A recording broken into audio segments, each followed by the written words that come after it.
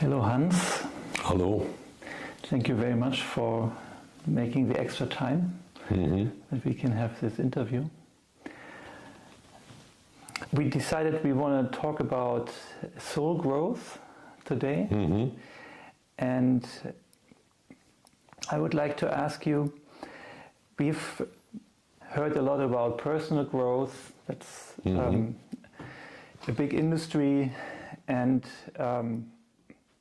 with personal growth there's the idea that we have some potential that we can reach by engaging in all kinds of activities that foster our personal growth. But now we are regression therapists, and we know that there's more than this life. With the current personality, we know that for many people their previous lives and previous personalities. So I'm curious how you see, is there something else than personal growth? Is there something like soul growth where the soul incarnates in different lifetimes and also goes through some process of growth?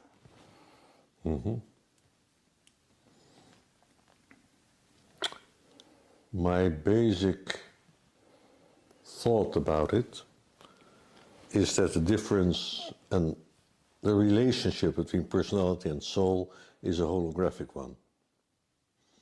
There is no soul growth without personal growth, and there's no personal growth without soul growth, but it's in a different perspective. Let me give an example. I have a program that I originally developed for managers, but I'm giving it for other people too. It's called Personal Mastery. What are the aspects of personal mastery? And in that program, there are no reflections on the soul, certainly not explicitly. So that program has 5 elements. The first one is clear-mindedness. Is that personal growth or is it soul growth? It's certainly personal growth. But you cannot imagine that becoming more clear-minded is not meaning anything for the soul. The second one is equanimity, inner calm. Our association with the word soul is that equanimity is more a soul quality and clear-mindedness is more a mental quality. That may be only a question of definition, but there is some difference. The third one is decisiveness. And again, that is both a soul quality as a personal quality. The fourth one is energy, vitality. How much energy do you have? And the fifth one is alignment. Now, alignment is the relationship between you and your life situation. And that is not only passive, because I'm not only aligned or not with the situation I'm in, I can choose a different situation up to a point.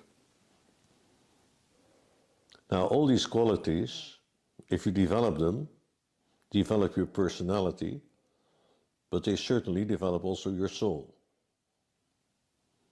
By the way, of these 5, I think equanimity comes the closest to what we would call a soul quality. A kind of inner calm, a deep inner calm. So soul development is a deeper perspective on personal development. Are there things we can do to develop our soul that are outside what we call personal development? Let me give a personal example. Not so long ago, I had a very deep experience about a past life as a woman, with a very feminine plot, so to speak. That certainly gives me a deeper feeling, a deeper understanding It's more than understanding it, a deeper resonance with female aspects. Is that a personal development? In a sense it is, but in a sense it's beyond that. Because I don't plan at all to become more feminine. But that is a kind of awareness, a kind of feeling, a kind of experience that is still useful after death. So if you're a bit extreme, I would say soul development is everything you do that will still be relevant after death or in a new lifetime, under new conditions. And you think if you develop these qualities like clear-mindedness, equanimity, decisiveness, vitality, alignment, if you work on developing that, some of that work you can take with you to the next incarnation? I think almost all of that work. Because of this holographic relationship? Yeah, if you have really developed a quality, it stays with you. So of course when we talk about different lifetimes and what is happening, we talk a lot about karma, which means, to put it very bluntly, that we have to pay off some debts now for things we did before, or we have to learn some things now that we refused to learn before, whatever. But there's also what I call dharma, the positive side of things. It's how the soul develops through the lifetimes. And I cannot say with any...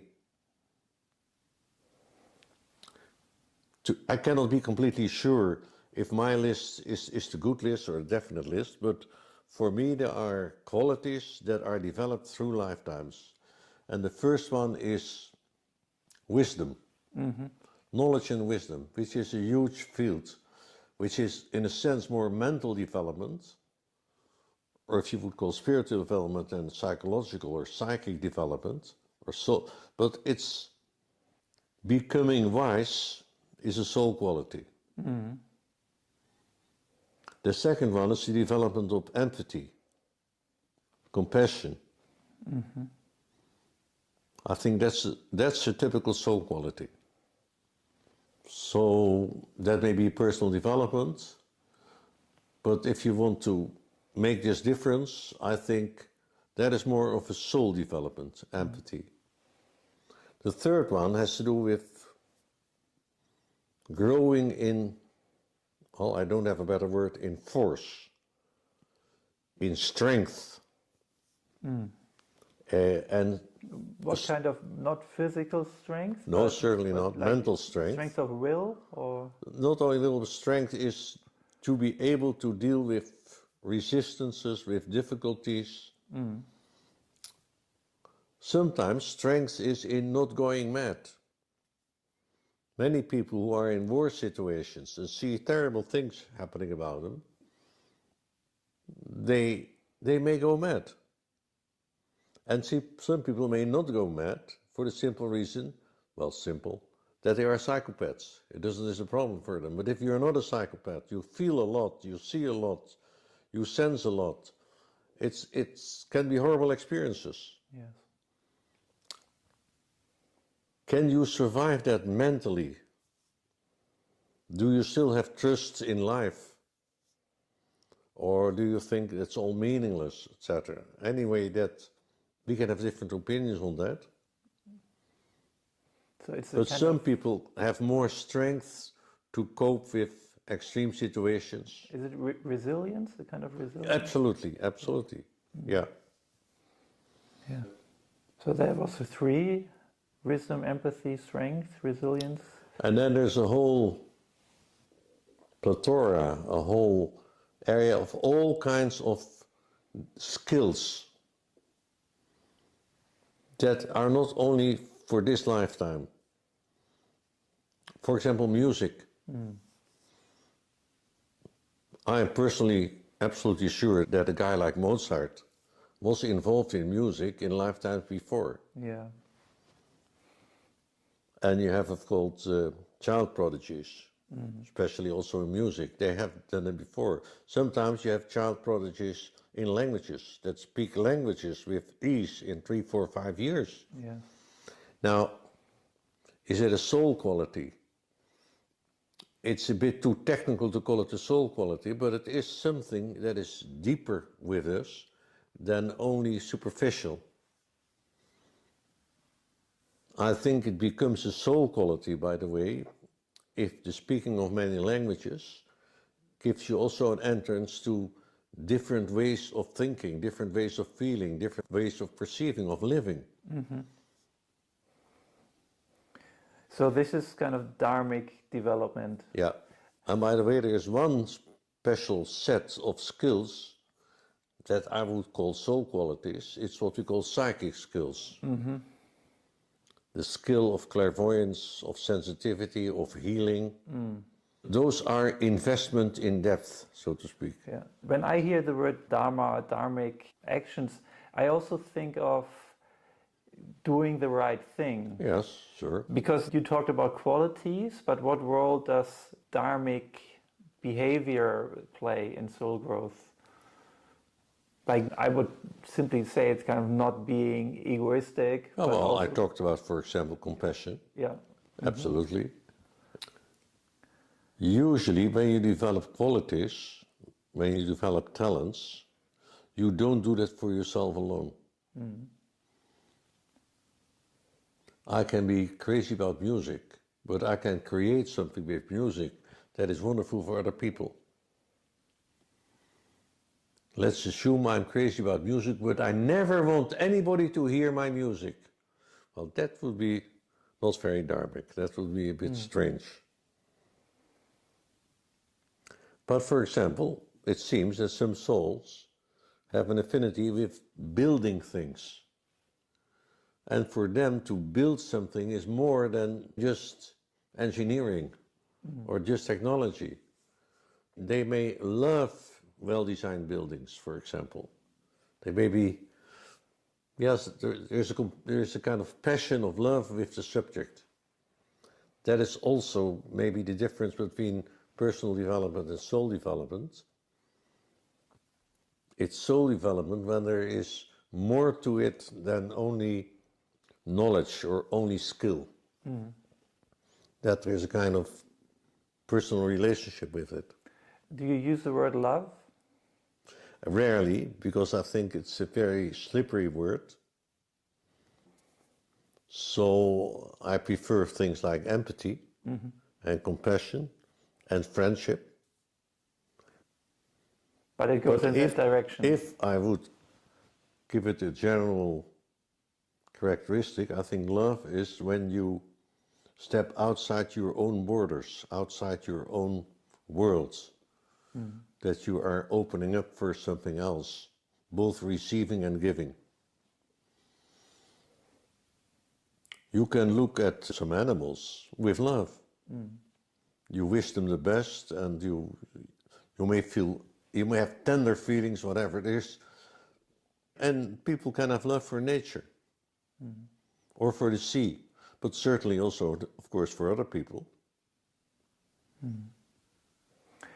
What role does shadow work play in soul development? Oh, that's opening up a complete different chapter. I would say that is not only soul development, it's also mental development, because it requires a mental strength. First of all, simply to look into the mirror and see your own shadow side requires mental strength. Acceptance of the facts. By the way, very many people, especially spiritual people, may look down on soldiers, warriors, etc. And it's very understandable. But in those roles, you have to develop strength and you have to develop a very clear perception of facts. You have to face the facts.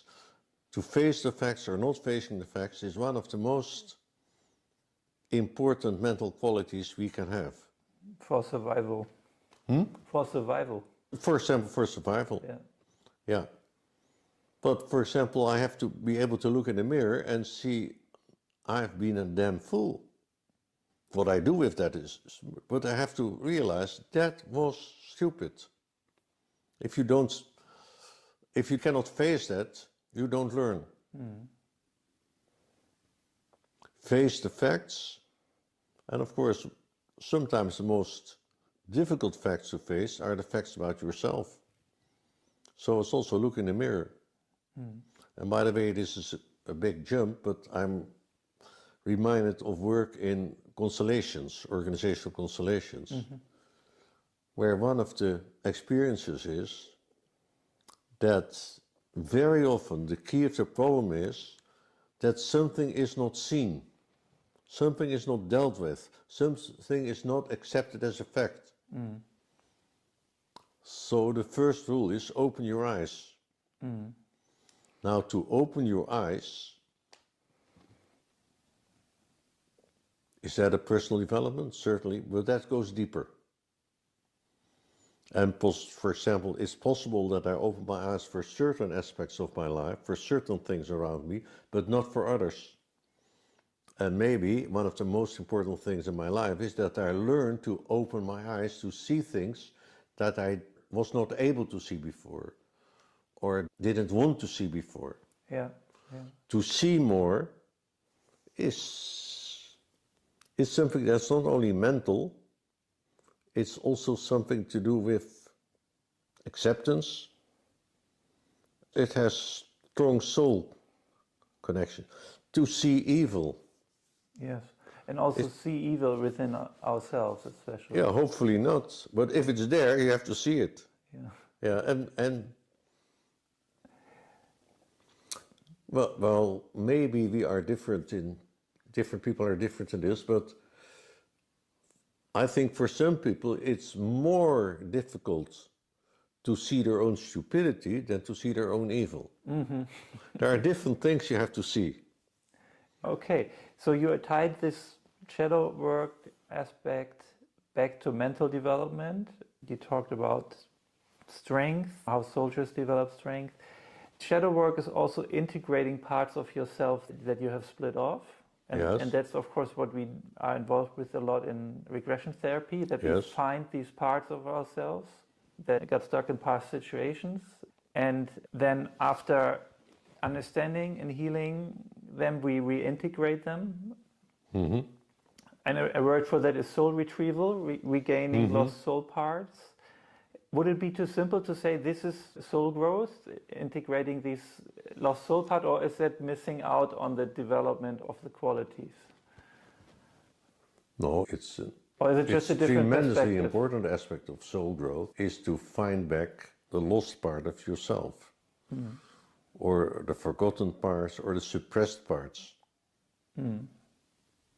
And what I'm wondering is, could you say that that's also all of soul growth? Because you can have this idea that once we have found all our parts, we are back to some kind of completion, some kind of unity Yes. state where maybe we once were. So is it all you need to do to reintegrate your parts? To find and reintegrate your Well, parts? it's difficult to define need, what you need to do. If you integrate all your parts, things become a new ball game. I think if you integrate all your parts, if that is possible, you are free to go from where you are now in whatever direction you want.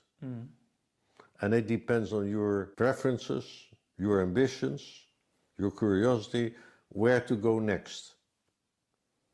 I think it's a bit theoretical, but maybe it isn't. Maybe there is a situation possible that all the open ends have been closed. But anyway, it means that you are free. And then everything depends on your ambition or your love. What moves you, where you want to go. There are many people that, and of course, think of classical Indian ideas. You have to come back because you are not perfect yet, but once you are there, you go into moksha, you are free, you don't need to come back.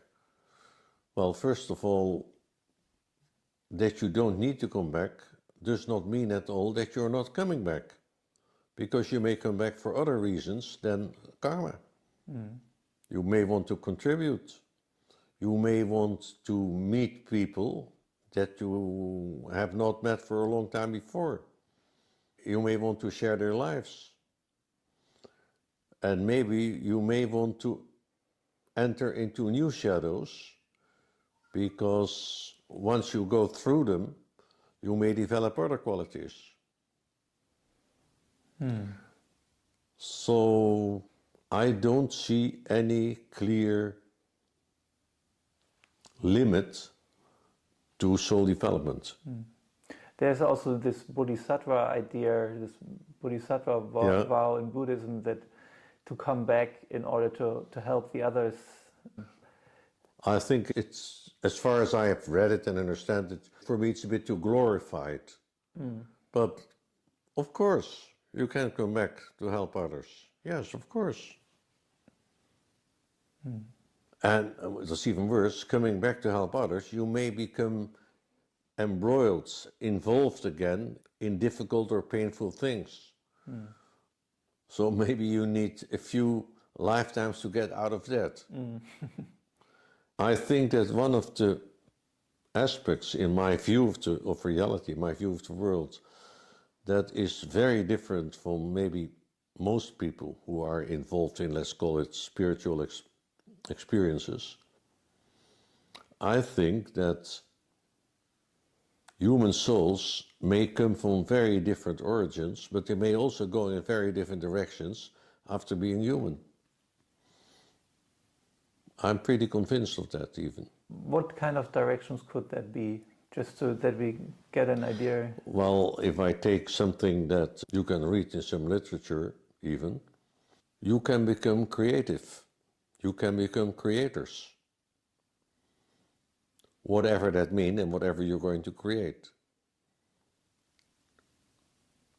But my guess is that the universe is far from ending, and there's still a lot that can be done, or can be developed, or can be discovered, or can be created. But of course, we can have some inklings of that, but also talking about that is pretty vague. And maybe that is good, that it should stay vague. What I'm wondering is, when we talk about this idea of development, for me there's this paradox with another idea, that we are able to access this part of us that's already complete, like our higher self.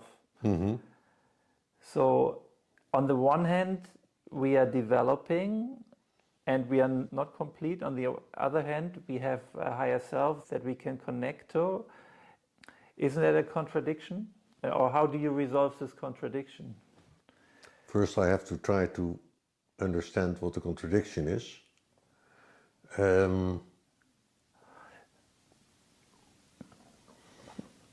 Maybe it's too abstract, but if I understand to say, you come from some perfection, we go through a lot of, let's call shit, then you come back to the perfection and that's it.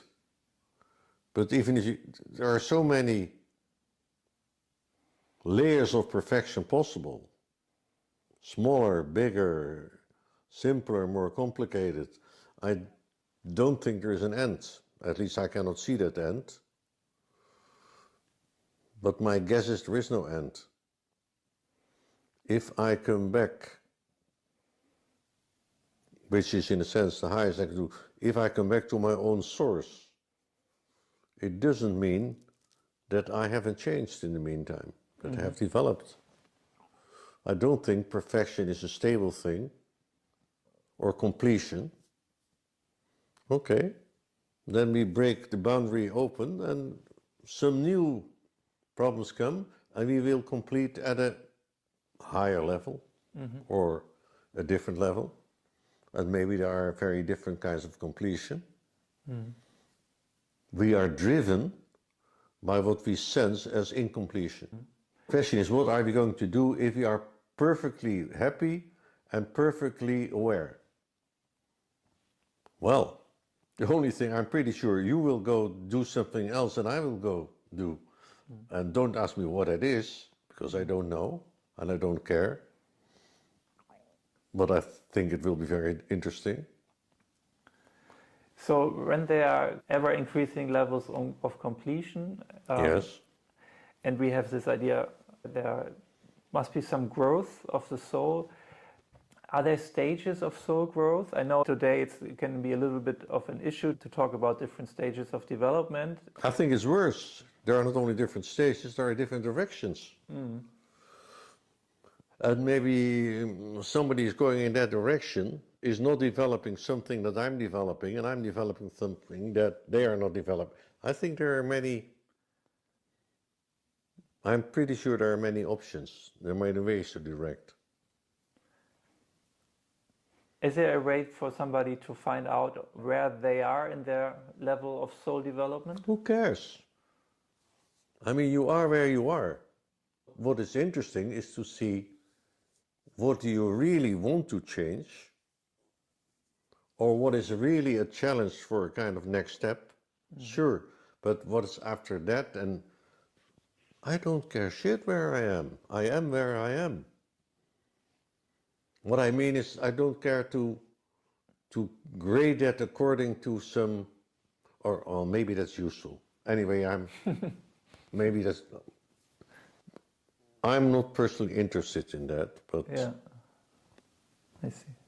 And of course, it's, if you grade, it's also, am I farther developed than you are? We get comparisons, etc. Exactly. I know of these people that have done LBL, and they compare the color of the robes of the advisors. The life between lives. Yeah, and then some of them, they are higher than others. I think that is pretty infantile. Yeah. Yeah. So, on a practical level, what can somebody do if they want to engage in their soul development? What's the So the best question thing is, what is a good investment? Yes. What is a good investment for after death, for the future? Yeah, by the way, you think that's a good philosophy to say, okay, I live my life not only for this life, but I already live for my next life and the life after? That depends on how you feel about it. Anyway, it's no use to invest in something that is useless here and now.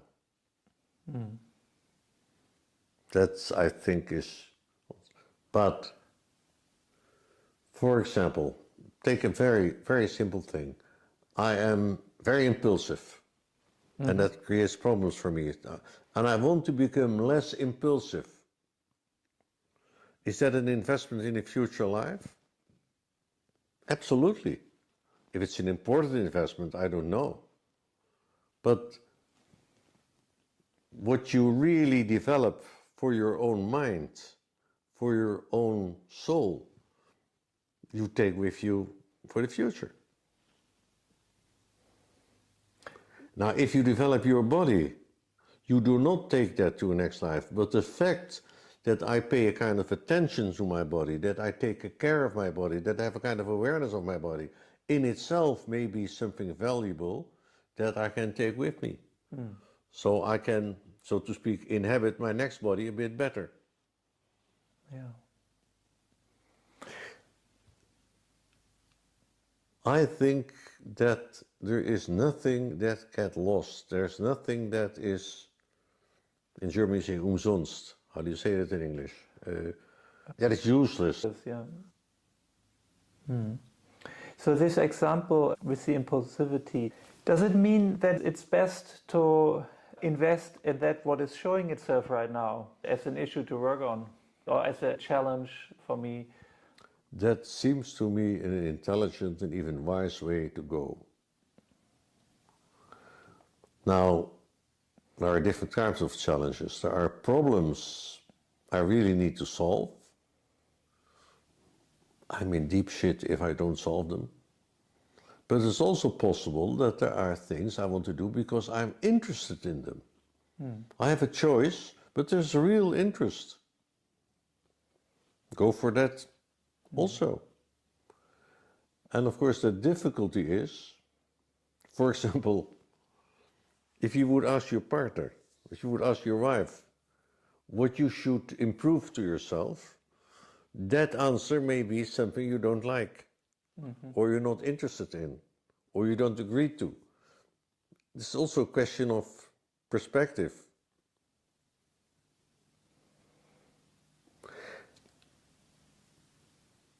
In general, there are two things that drive us: problems we want to solve and ambitions we want to realize. And basically, the best thing is first to resolve your problems and then realize your ambitions. But sometimes there's so much drive inside us to do something that we may delay resolving another problem. And I can't say that that is wrong, whatever. Maybe the best criterion is what saves most energy or what gives most energy. I have some problems there, but I'm so fascinated by something else that I want to go there, even if it means that I am abandoning some progress in other aspects. I don't think there's a general rule.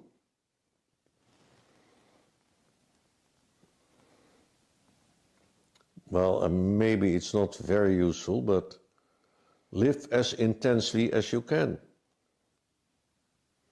And intensely, what has the most life, what has the most, it has to do with awareness, it has to do with emotions. It may have even to do with physical presence. How about concrete practices like meditation, regression therapy? What are the top practices you would recommend?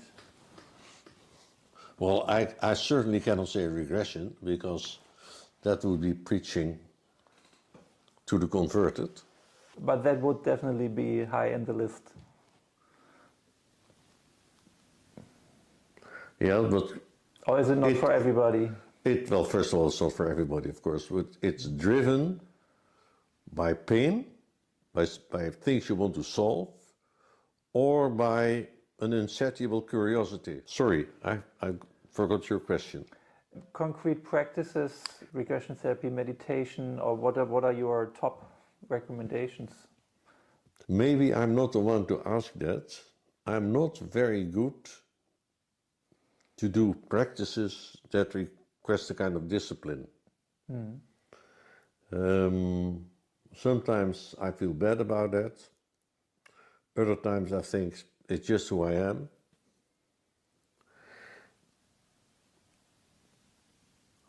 I am ambivalent about discipline.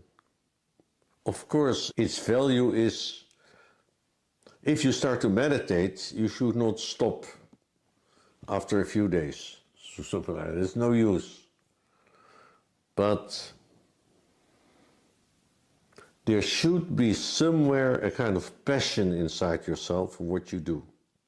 And of course, we have all different aspects and different sides. And one part of me really wants to do that, and another part doesn't want to do that.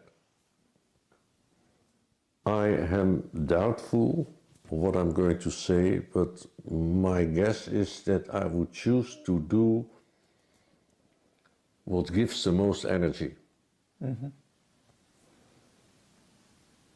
That makes you most alive or most aware. Things that you are passionate about. My personal experience with different types of disciplines is not very good. I find that I'm not very disciplined. What gave you the most energy? What are you the most passionate about?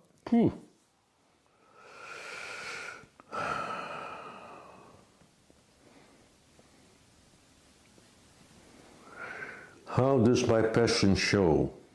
Usually in anger. I can be angry about unnecessary stupidity. I say unnecessary because, of course, in a certain way, our insight, our understanding is always limited. So what is stupid or not stupid is also very relative. For example, what drives me pretty strongly in regression therapy is the incredible ineffectiveness of almost all psychotherapy and all psychiatry. Yes. Yeah, I can understand. You should be ashamed of putting it on your door. You should be ashamed of having people for 1 hour or even worse, half an hour. And the clock stops, So I'm not sure if that's a general suggestion, but what are you passionate about?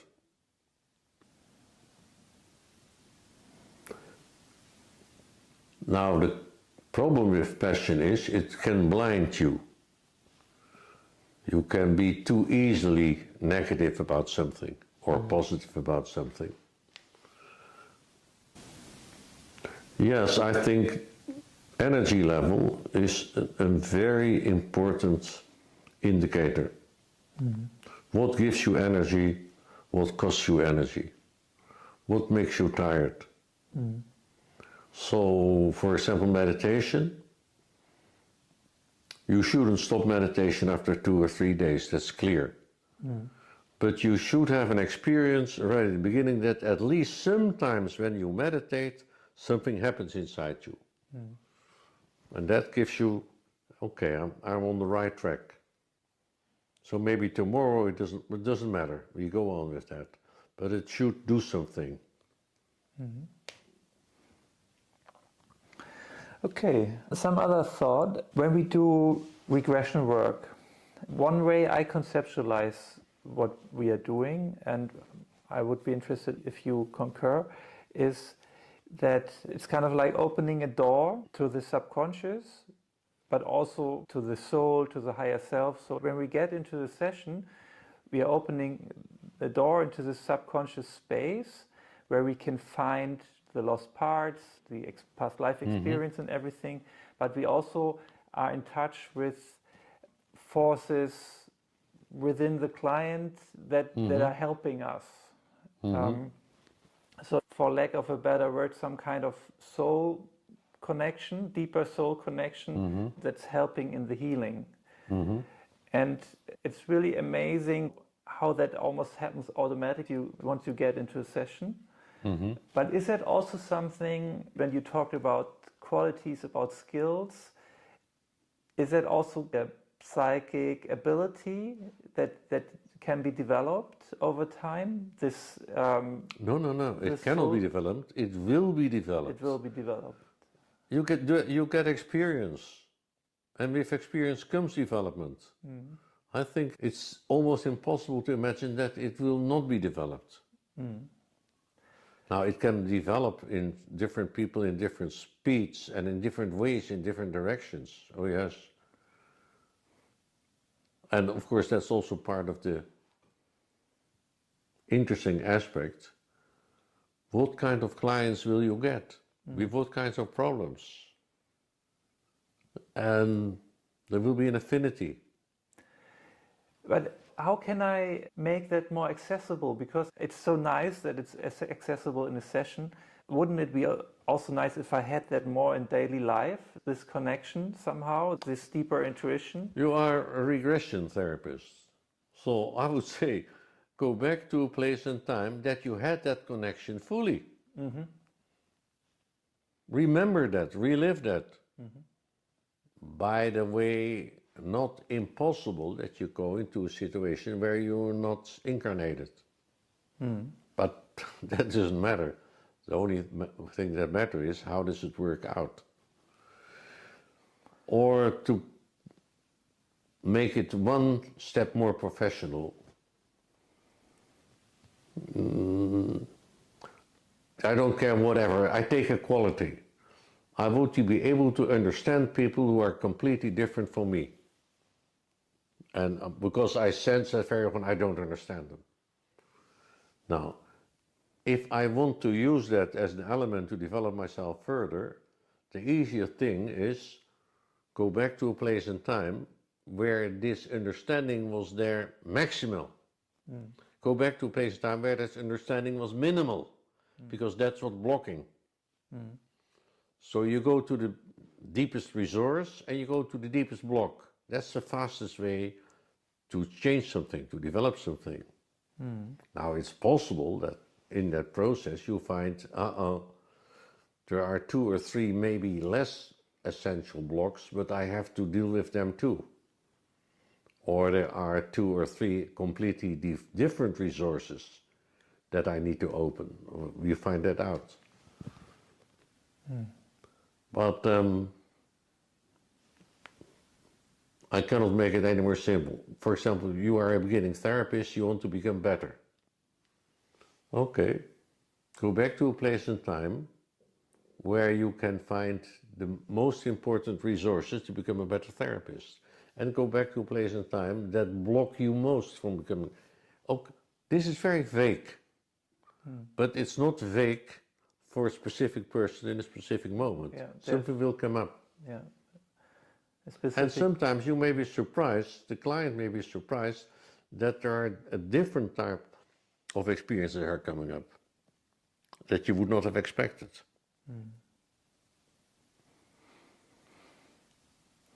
Did I answer it, by the way? Yes, yeah.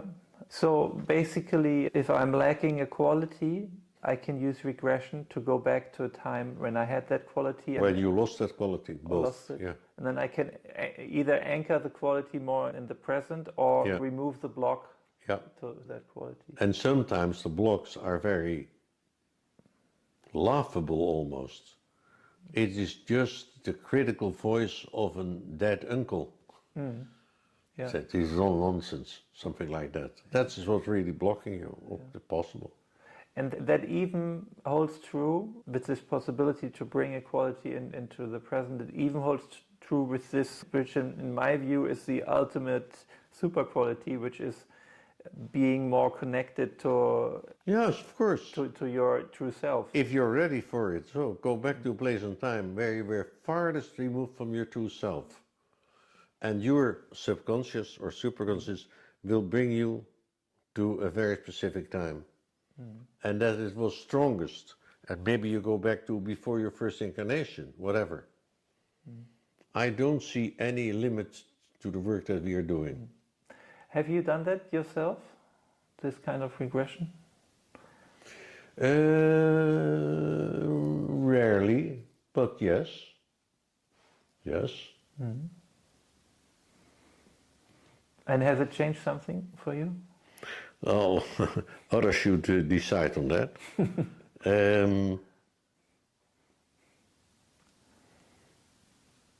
I think what has changed me most are the experiences that happened while I was not looking for them. I stumbled into them, so to speak. And sometimes if you have a specific interest, specific question, you go there, it doesn't work quite well because maybe you don't really know what you need most. So sometimes it's wonderful what happens and sometimes nothing happens at all. And you have to live with that. Yeah. What role does initiation play in this? Or in other words, how can others influence our growth, our soul growth, through initiation rituals or something? In India, there's this idea, or maybe also in other places, that the guru can give some kind of blessing to the student and that somehow lift up the student in their development. What's your experience with that? I have some hesitation with that, which may be very cultural. My basic response is yes, a guru can do that. but it is not without risks. Because it should be, to put it in these terms, it should be completely without ego. Because the guru can become addicted to the students, and the students may become addicted to the guru. So I think if there's some personal element in that, it should be short-lived. But now I'm getting out of the first question you asked. Yeah, the other aspect of the question was initiation experience in general, because I know you have been researching that. Well, first of all, initiation not necessarily means that someone is initiating you. It certainly can be. And of course, then it's within a kind of, it's either an institution, we usually call it a temple, where people are prepared for certain things, they're trained for certain things, and it may be that the temple has a special program for special qualities. It may also be that they are looking to the candidates, the novices, and find out, oh, here there's this sleeping talent that can be developed, etc. So it's not always very limited. And you can be initiated by nature or by fate or something like that? Yeah. Can you be initiated without somebody initiating you? Yes and no. I guess if there's no person, there's something else. But the typical of an initiation is that you cannot prepare yourself 100% for something. It will be a test. And the rotten thing with tests is that you may fail. So, and also with a typical initiation, even if you would tell someone exactly what's going to happen, and it doesn't work. It's an experience that you cannot communicate. You cannot prepare yourself completely for, and with a typical initiation, there's a real risk that you may fail. So initiation is an experience that is changing the one who has the experience. Well, to give a bit of a clumsy example, the first time you have sex with another person, can you prepare yourself for that? Yeah, you could read books, you could look at pictures, but you can never know in advance, and it changes you up to a point. Or another simple example, if you want to become a doctor, you have to do sections. You have to cut in dead bodies and maybe live bodies of animals, which is, we have to get over a resistance for that. Yeah. And that resistance may there be for a reason, but the fact that you have done it means that you have passed something, that now you can do something that other people are afraid of, for example. That is one of the reasons why a medical doctor has a kind of status. Yeah. Rightly so.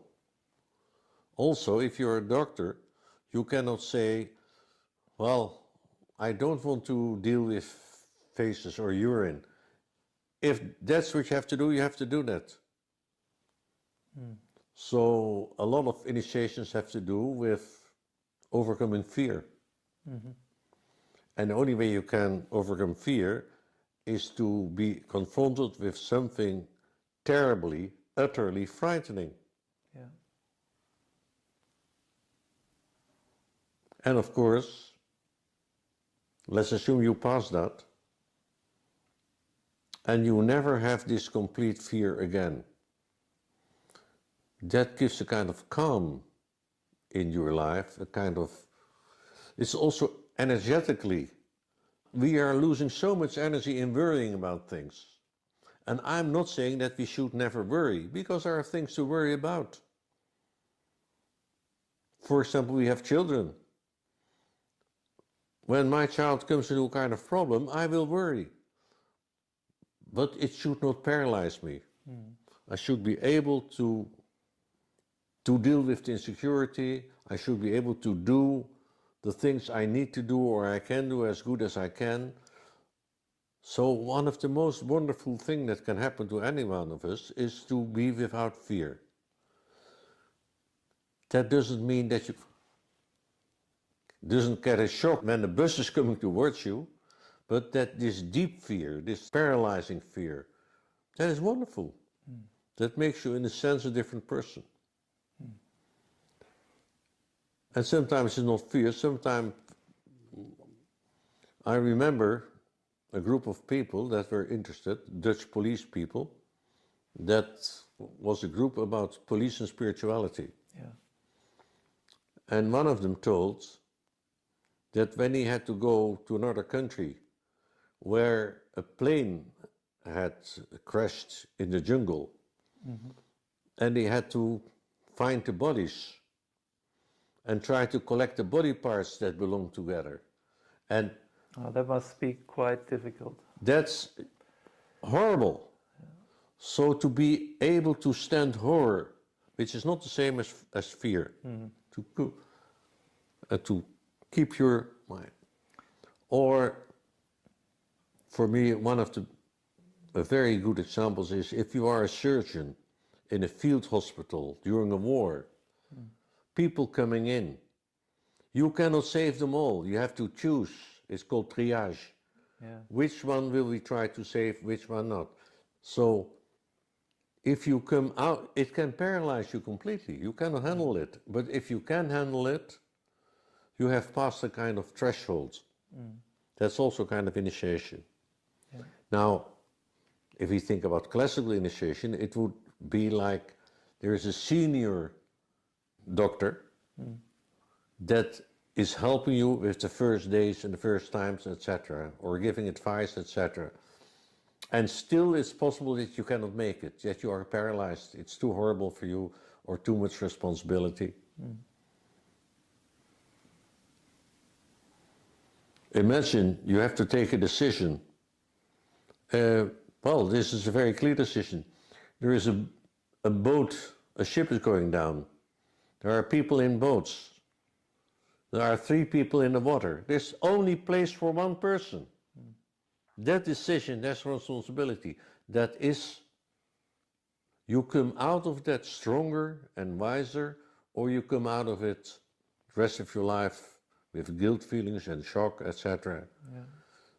And you cannot even judge a person who comes out in shock, because it's a very human thing that happens there. You cannot even blame a person that doesn't come out. But anyway, an initiation is an experience that you can come out stronger, changed, or weaker. But even the person that comes out with shock may eventually heal that shock.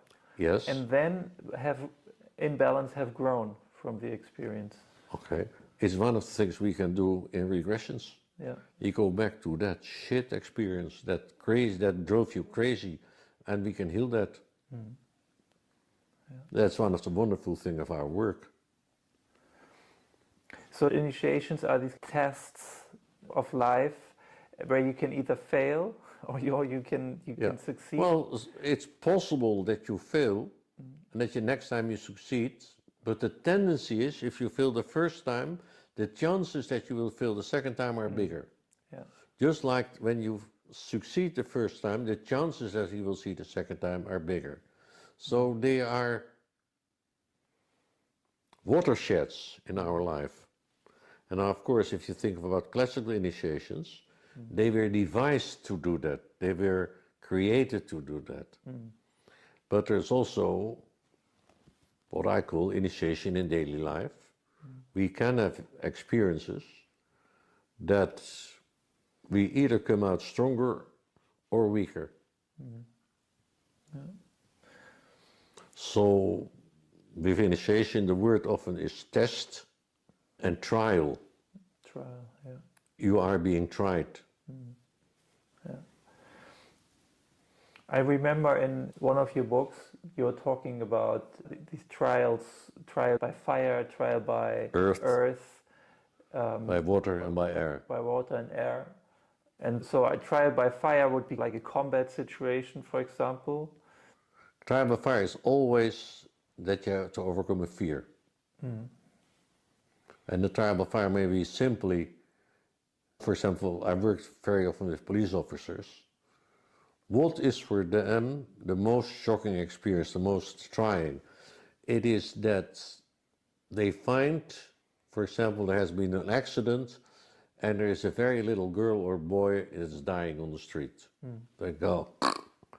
Or they heard that some guy has an axe and wants to kill his own wife. And you enter the house and you don't know what you will find. Yes. And you come out different. Yeah. Calmer, stronger, deeper, or more shaky. And trial by earth is when you're when you can't get out. a captive. You're kept in a situation. Your powerlessness. Well, it may be that a boy of 12, a girl of 13, finds out that there is something terrible with your parents. But you cannot walk out the door to new parents. You're fixed in a situation. Or you are in the military and you cannot get out, you're conscripted. And of course, literally, you can be in a prison, you can't get out. And you don't know when you will come out. I mean, And then, can you give an example by air? Well, let's first take water. Water means that something you were sure of suddenly disappears. The belief in God. It's gone. You start to doubt. Or a betrayal? Yes. Or maybe even worse, I cannot trust my own mind anymore. Because I thought I saw something, but apparently I didn't see it. And something went terribly wrong. So I can't trust my own mind. But very often you have that in religious feelings, that suddenly what you were sure of, you start to doubt. Yeah.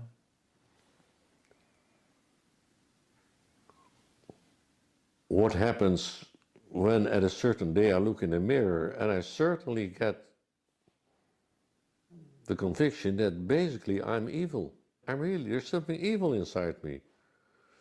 And I'm not sure if there's anything right inside me. Well, this is not a very common experience, but it happens to people.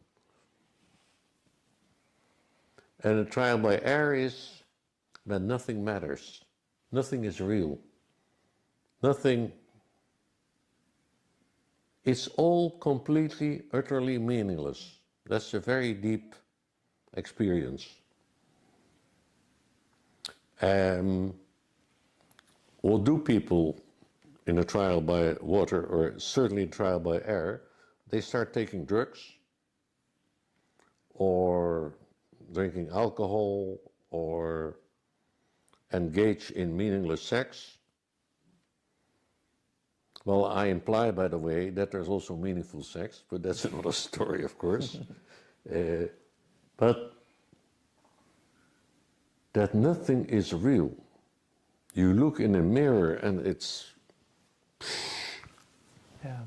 You can't even look properly in a mirror because there's someone is looking back at you. So your normal self is gone. That's trial by air. So we can have these trial situations in our life, and then either we can master the trial, pass the test, and grow from it, or we can fail and get weaker, traumatized. A bit crazy, or... And then we still have the chance to do regression therapy later and heal that part? That depends how deep it is, because when I am in that state of mind that nothing is real, regression therapy is also not real. And if I'm in a state of mind that I'm not sure of anything, I will not be sure of the rest of therapy. So maybe then in the next life when we have recovered a little bit. Yeah. Or at least I have to give it a try. So it's possible that a part of the mind is affected, but a part of the mind is not affected.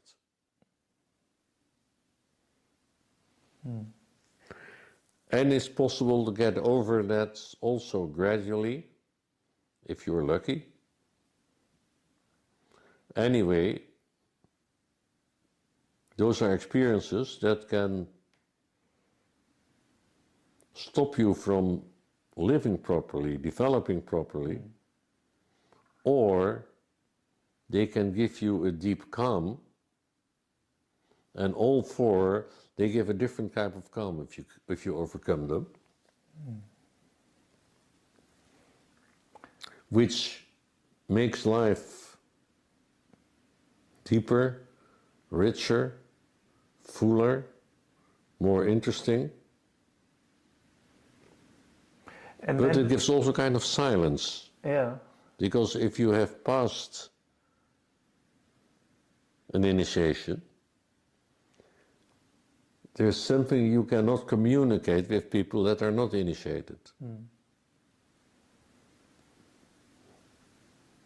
So it may give a kind of loneliness,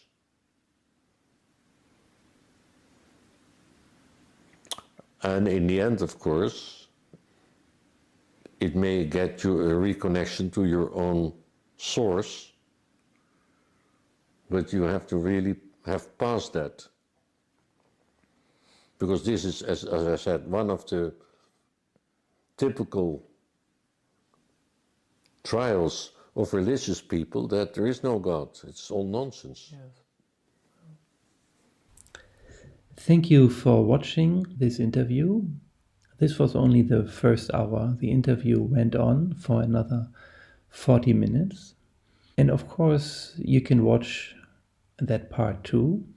The only thing you need to do is you need to create an account at the Soul Sense podcast website. This is currently free. You only need to leave your email address, and then you receive a login link to your email address, the login credentials, and you can log in and watch the complete interview. To do that, just follow the link that you find either in the description of this video or on the page where you are watching this video preview.